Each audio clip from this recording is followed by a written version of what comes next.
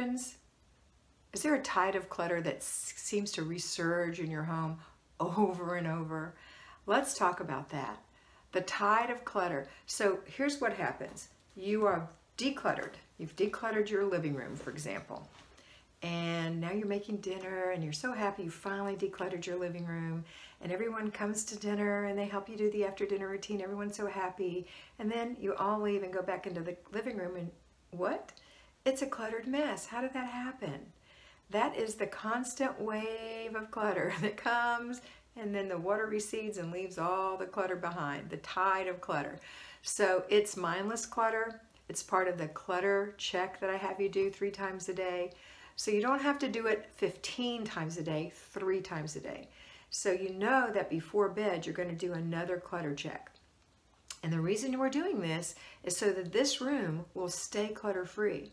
So before bed, you can let them still play. You could say, oh my goodness, you guys made a mess in here. You're going to have a lot to clean up. When I do my clutter check, you might want to do it now, but you know, you don't have to, and they won't want to. They never want to. Kids always want to put things off, just like our inner child. We want to put it off. But anyway, when the time comes, it's time for clutter check. Okay, clutter check. Let's all make sure that all our clutter is put away. Let mom go check herself, or y'all can check me, I'll check you, whatever. And let's check the whole house for clutter 3 times a day. And if it's all on you, it's all on you. It's important because what it's going to keep it so that when you get ready to, for example, clean your bedroom, and now we're in zone 4 and it's time to clean your bedroom and you got rid of all the clutter and you go in there to clean and now there's more clutter and you never can seem to get to the cleaning.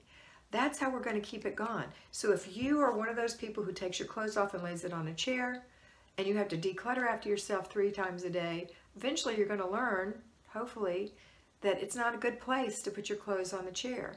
That they need, if they're clean, to be on their hangers and hanging in the closet, or folded up neatly and put in your drawer.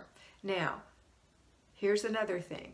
Clutter hides. Ooh, yes, it hangs out in different places, like inside of drawers, in cabinets, on the shelf. Clutter is everywhere. So make sure when you're decluttering that once the obvious clutter is gone, you get rid of those other little minions that are hiding everywhere. So you would start with your drawers and clean them out 1 drawer at a time. It won't take long. You're a pro at this once you've done the room. The cabinets, the cupboards, the shelves, the bookshelves, whatever it is, going to declutter. The dog's toys, maybe your dog has 40 toys. She doesn't need 40 toys. She's not playing with 40 toys. Maybe 10 toys, maybe 5, maybe 12. I don't know. You'll know. You know your animal or animals, and you know what they love. But don't throw them away when they're around because they'll want to play with it again, just like a little kid. All right, so the point is declutter your whole house. But when you are doing your deep clean, so let's go back to the bedroom, for example. So you've laid your clothes on the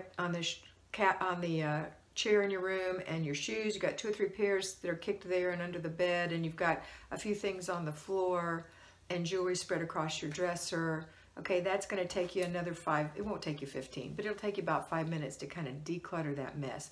If you're not doing it every day 3 times a day, if you're not looking in your room 3 times a day for clutter. Clutter patrol. Do you see anything? If you do, ding, get it, pick it up, put it away. Complete the process and train yourself to complete the process.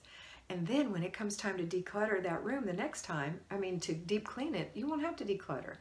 So you can say, okay, there's no clutter. It's time for me to deep clean the room. I really want to vacuum under the bed. Now you get down on your hands and knees with the vacuum and you're vacuuming under the bed and you see clutter under the bed. That's all right. Just keep vacuuming, push it out the other side, get a bag, throw away, put away, give away, take care of it. And then vow not to kick things under your bed anymore, or when you're doing a clutter check yourself. Did I put anything under the bed? Oh yeah, I sure did. And you know what? It's not that you're doing it because you're mindful of it. You're not mindful. It's mindless clutter.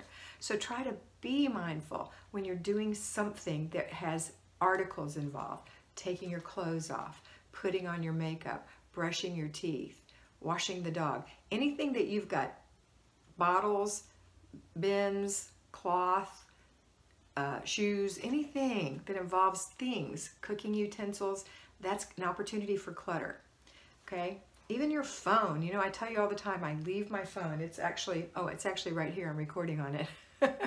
But that tends to be the thing I lose the most. So it's not uncommon. We all have this issue. But I want you to really start doing the clutter check so that you won't have this tide of clutter coming back and drowning you, so that you can't ever get to the good part, the easy part, the deep cleaning part. All right, that's it for today. I hope you have a fabulous day. Go out there and declutter 3 times today, tomorrow, the next day, and forever, until there just isn't any more clutter. Have a marvelous day, and always remember to be beautiful, because you are beautiful. Bye.